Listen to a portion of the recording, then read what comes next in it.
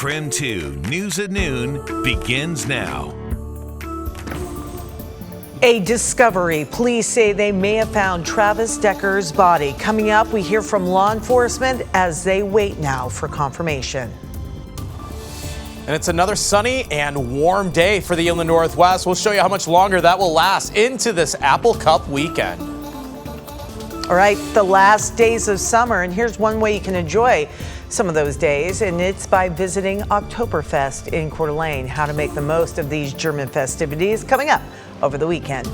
Hi everyone, thank you so much for joining us here on KREM 2 News at Noon. I'm Laura Papetti, and on this Friday, everybody's talking about, well, what can we expect for the last weekend of summer? And we're going to check in with meteorologist Thomas Patrick. He's out there making noises. I don't know if they were happy noises, sad noises. What do you got? More like the heat of the summer is still on us, even though it is the last weekend of summer. We have officially 3 days left of the season because fall starts on Monday. Now, the weather is actually going to feel a little bit more fall-like by the time we get there, but let's face it, at about 85 degrees recently and today and tomorrow, that's a little bit more reminiscent of July than anything else. The only thing we're lacking is just the total amount of daylight, since we are still losing about 3 to 3.5 minutes of daylight per day since we are approaching the autumnal equinox. All right, so other science facts aside, 75 degrees for the current temperature is very pleasant, but the sun definitely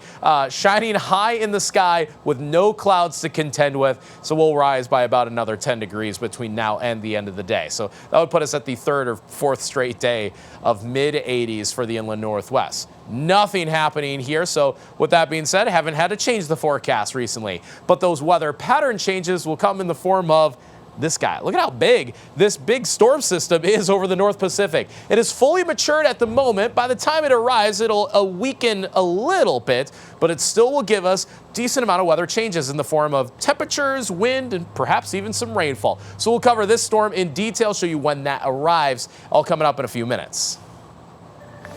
Right now, the Coeur d'Alene Police Department is investigating the severe attack of an elderly woman. They found her unconscious and injured yesterday while responding to a home on Skyline Drive in Coeur d'Alene. So they want anyone who has seen suspicious activities in that area between Wednesday and Thursday to contact them. So if you've seen anything again in the past 2 days near Skyline Drive or Royal Ann Drive, Skyline Drive or Royal Ann Drive, contact the Coeur d'Alene Police Department with the number. We posted that on your screen. The Chelan County Sheriff's Office is waiting to confirm whether or not the remains they found belong to Travis Decker, and this could mean the end to a 3-month-long manhunt for the man charged with killing his 3 young daughters. Authorities found the remains in a remote wooded area south of Leavenworth. Sheriff's Office said they were not on a trail, but were in deep brush and in an area they had not searched before.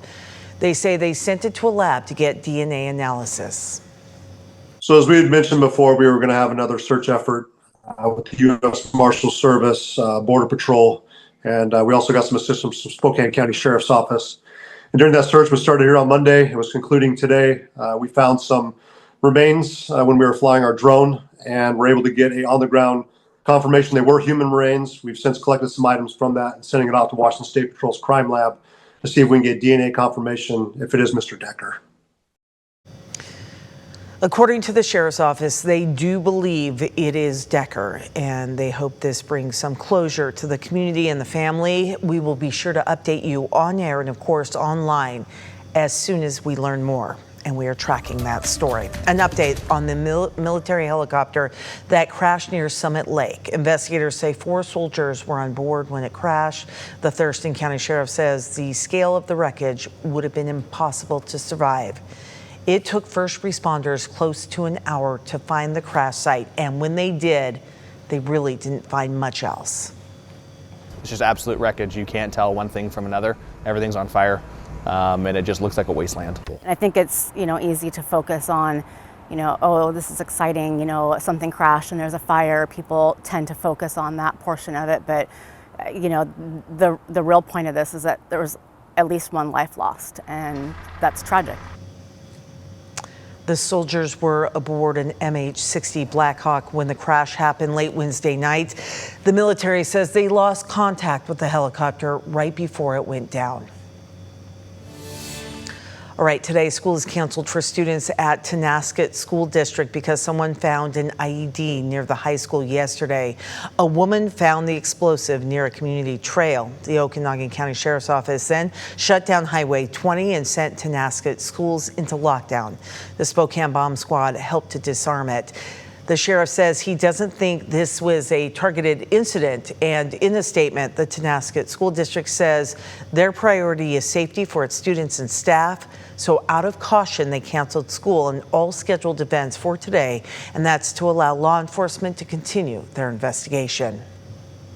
The Spokane Police Department says the handgun found at Liberty Park earlier this week was left there accidentally. The owner of the gun didn't know it had fallen out of his pocket. SPD says they are not filing criminal charges against him. Those who visit the park often were grateful that no one was hurt. Recently had a 3-year-old that picked up a gun and shot himself. And so that just kind of, sorry, I normally don't get upset, so I'm sorry about that. Oh my gosh, it's okay, Kathleen. But yeah, so just, I mean, you know, their kids are curious. So it's just very, and like I said, you know, park, it's a safe place. You know, families come here to play and not just something that you would find lying around. Spokane Parks and Recreation says it only has a small team of park rangers based in Riverfront Park, which is why they're grateful that community members and SPD reacted so quickly. All right, the CDC could make some more changes to the childhood vaccine guidelines coming up today. So in 2 minutes, what new recommendations they may be bringing to the table.